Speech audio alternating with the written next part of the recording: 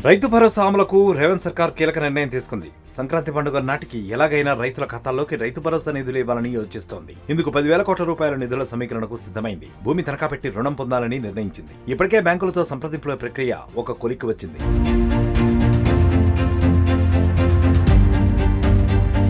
CM Revanth Reddy ఇప్పటికే సంక్రాంతిలోగా నిధులు జమ చేస్తామని ప్రకటించిన నేపథ్యంలో యంత్రాంగం నిధుల సమీకరణలో నిమగ్నమైంది. ఇందుకు తెలంగాణ పారిశ్రామిక మౌలిక సదుపాయాల సంస్థ అధీనంలోని భూమిని తనఖా పెట్టి రుణం తీసుకోవాలని నిర్ణయించింది. హైదరాబాద్ నగరంలోని టీజీఐఐసీ అధీనంలో కోకాపేట, రాయదుర్గంలో ఉన్న 400 ఎకరాల భూముల్ని తనఖా పెట్టేందుకు బ్యాంకర్లతో చర్చలు సైతం సాగించగా ప్రభుత్వానికి రుణం ఇచ్చేందుకు బ్యాంకులు సైతం సంసిద్ధతను వ్యక్తం చేసినట్లు తెలుస్తోంది.